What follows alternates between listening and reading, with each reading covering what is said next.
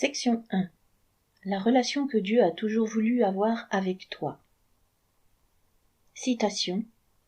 En ce jour-là, vous connaîtrez que je suis en mon Père, et vous êtes en moi, et que je suis en vous. Jean 14, 20. Chapitre 1. Il m'aime un peu, beaucoup, à la folie, pas du tout. Les feuillages chrétiens de la Marguerite. La petite fille est dans le pré, chantonnant la comptine, tout en enlevant les pétales de la Marguerite, l'un après l'autre. À la fin du jeu, le dernier pétale lui révélera si la personne à laquelle elle pense l'aime ou non.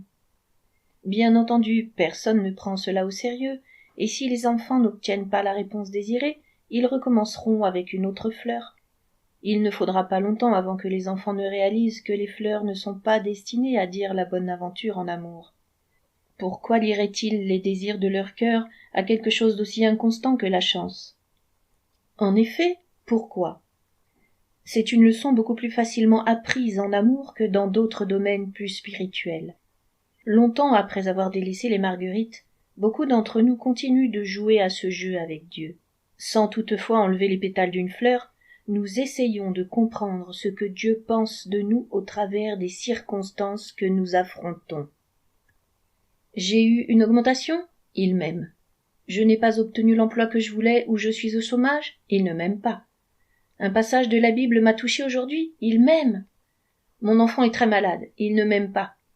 J'ai donné de l'argent à quelqu'un dans le besoin. Il m'aime. Je n'ai pas pu contrôler ma colère aujourd'hui. Il ne m'aime pas. Une de mes prières a été exaucée. Il m'aime. J'ai dû déformer la vérité pour me sortir d'un mauvais pas. Il ne m'aime pas. Un ami m'a téléphoné pour m'encourager. Il m'aime. Je dois changer le joint de culasse de ma voiture. Il ne m'aime pas. Sur la corde raide, sans filet. J'ai joué à ce jeu quasiment toute ma vie, en essayant de deviner ce que Dieu ressentait personnellement à mon égard. J'ai grandi en apprenant qu'il était un Dieu d'amour, et j'y ai cru, la plupart du temps. Quand tout va bien, rien n'est plus facile que de le croire. Lorsque les membres de ma famille sont en bonne santé, que nos relations sont un sujet de joie, quand mon ministère est enthousiasmant et que mes revenus augmentent, tout comme les possibilités de travail, quand nous pouvons passer du temps avec nos amis et que nous n'avons aucun souci matériel, comment douter de l'amour de Dieu? Mais cette certitude s'érode quand ces temps de bonheur sont interrompus par des événements pénibles. Tel un problème qui remonte à l'enfance, qui m'embarrasse encore à l'âge adulte. Ou le jour où l'un de mes amis de collège est mort d'un cancer du cerveau, alors que nous avions prié avec ferveur pour sa guérison. Ou quand je n'ai pas eu le travail que je souhaitais au lycée, parce que quelqu'un avait menti à mon sujet. Ou la nuit où ma maison a été dévalisée. Ou quand j'ai été grièvement brûlée alors que je faisais la cuisine. Ou quand j'ai vu mourir mon beau-frère et mon frère, tous deux atteints d'une maladie débilitante, alors qu'ils avaient sincèrement cherché la guérison divine. Ou quand mes collègues de ministère ont menti à mon propos et ont répandu de fausses rumeurs afin de gagner le soutien des autres. Ou quand je ne sais pas d'où proviendra ma prochaine rentrée d'argent. Ou quand j'ai vu ma femme écrasée par des circonstances que Dieu ne changeait pas, malgré tous mes efforts. Ou quand des opportunités se présentent et que la porte qui s'était ouverte devant moi se referme. Alors, je me demandais ce que Dieu ressentait vraiment envers moi. Je ne comprenais pas comment un Dieu qui était censé m'aimer permettait que de telles choses arrivent dans ma vie, ou pourquoi il ne faisait rien pour les arranger immédiatement, de sorte que moi ou les personnes que j'aimais n'aient pas à passer par de telles souffrances. Il ne m'aime pas. C'est ce que je pensais alors. Ma déception vis-à-vis de Dieu me faisait facilement aller dans deux directions. Souvent, dans ma douleur et ma frustration, alors que je ressentais que je méritais mieux que cela au vu de ce que j'avais fait, je pestais contre Dieu, comme l'avait fait Job en l'accusant de n'être ni juste ni aimant. À d'autres moments, lorsque j'étais plus honnête avec moi-même, j'étais bien conscient des tentations et des échecs qui m'excluaient de ses soins. Je ressortais de ces moments encore plus engagé à essayer de vivre une vie qui, à mes yeux, mériterait son amour. Je jouais à les feuillages chrétiens de la Marguerite. J'ai vécu 34 ans de ma vie chrétienne sur cette corde raide. Même quand tout allait bien, j'étais constamment en souci de savoir ce qui allait me tomber dessus si je m'écartais du bon chemin. J'étais devenu en quelque sorte le fils schizophrène d'un père abusif, sans jamais savoir à quel Dieu j'allais avoir droit le lendemain. Celui qui allait me prendre dans ses bras en riant, ou celui qui allait m'ignorer ou me punir pour des raisons que je ne comprenais jamais. Au cours de ces 5 dernières années, j'ai découvert que mes méthodes de discernement de l'amour de Dieu étaient aussi aléatoires que les feuillages d'une marguerite. Je n'ai plus été le même depuis lors. Une évidence convaincante. Et toi, t'es-tu également senti ébranlé par les circonstances, doutant la plupart du temps des sentiments du Créateur de l'univers à ton égard? Ou encore, n'as-tu jamais réalisé combien Dieu t'aime? Lors d'une étude biblique, une femme de 40 ans, active dans sa communauté, a reconnu devant notre petit groupe qu'elle n'avait jamais été sûre de l'amour de Dieu pour elle. Elle semblait vouloir en dire plus, mais finalement elle m'a juste demandé de prier pour elle. Alors que je le faisais, en demandant à Dieu de lui révéler combien il l'aimait, une image m'est venue en tête. Je voyais une silhouette que je savais être Jésus, qui marchait dans une prairie en tenant la main d'une petite fille d'environ 5 ans. D'une certaine manière, je savais que la femme pour qui je priais était cette petite fille. Je continuai donc en demandant que Jésus l'aide à découvrir cet esprit d'enfance qui lui permettait de gambader avec lui dans la prairie. Quand j'eus fini de prier, je levai la tête et je vis qu'elle avait des larmes plein les yeux. « As-tu bien dit prairie ?» me demanda-t-elle. J'acquiesçai, en trouvant étrange qu'elle se soit focalisée sur ce mot. Elle fondit immédiatement en larmes.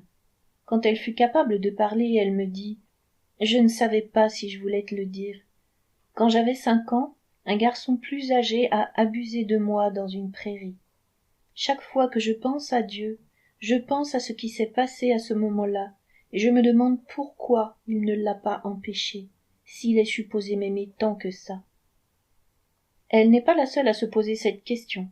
Beaucoup de gens portent des cicatrices ou des déceptions qui peuvent apparaître comme des évidences convaincantes que le Dieu d'amour n'existe pas, ou alors, s'il existe, qu'il se retire à bonne distance d'eux et les abandonne aux caprices des péchés d'autrui.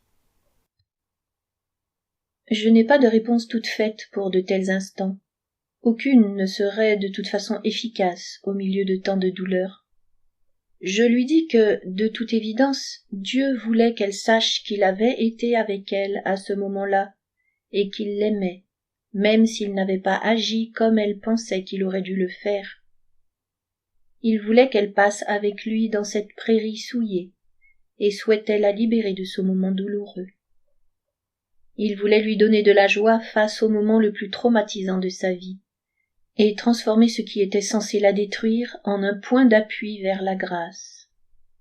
Je sais que cela peut sembler presque banal face à une telle souffrance, mais le processus a commencé en elle. Mon espoir est que, par ces paroles, le processus commence chez toi aussi.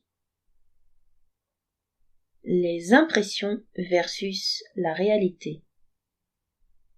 En vérité, Dieu n'a jamais agi autrement envers nous qu'en nous aimant profondément d'une manière qui défie la compréhension humaine. Je sais qu'il semblerait parfois que ce ne soit pas le cas. Quand il semble totalement ignorer nos prières les plus nobles, notre confiance en lui est facilement ébranlée. Nous nous demandons alors s'il prend vraiment soin de nous.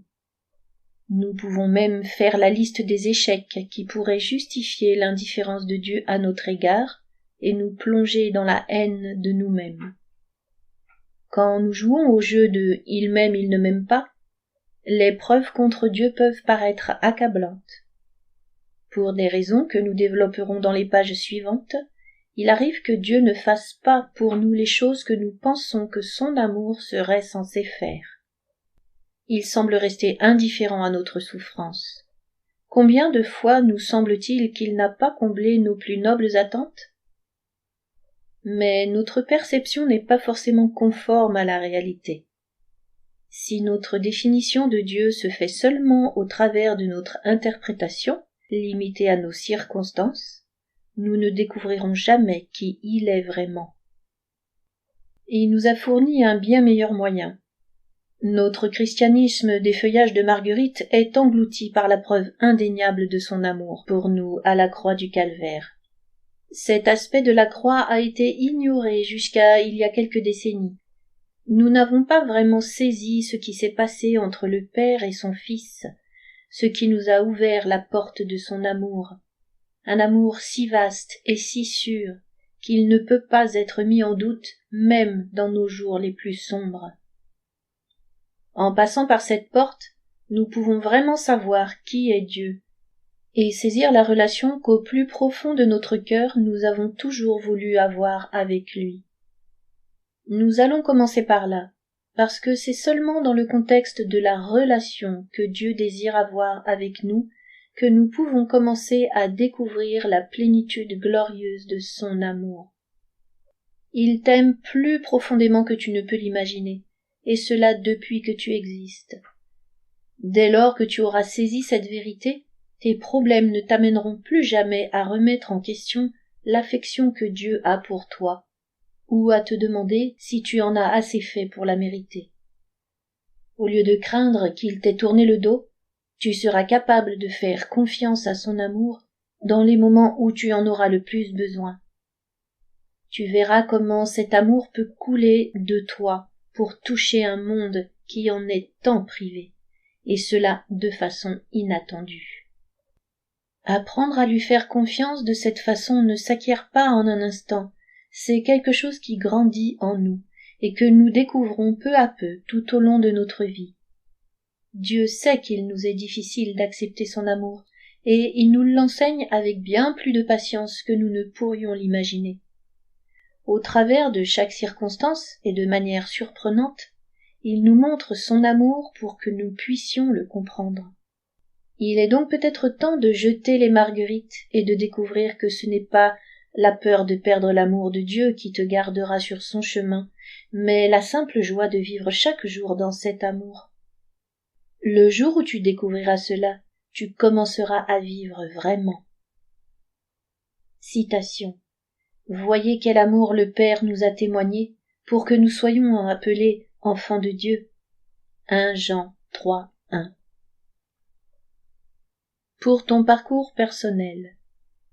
Combien de fois doutes-tu de l'amour de Dieu pour toi? Quand remets-tu son amour en question?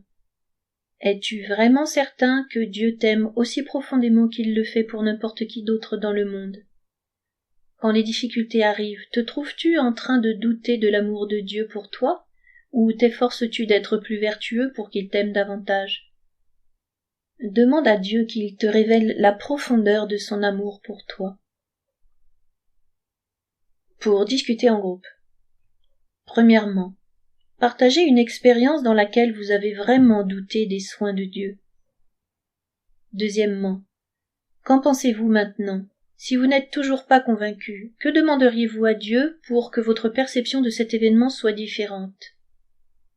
Troisièmement, si vous regardez en arrière et que vous voyez que Dieu vous aimait, même si vous ne le voyiez pas à ce moment-là, qu'est-ce que cela vous apprend? Quatrièmement, comment pouvez-vous vous encourager à être sûr de l'amour de Dieu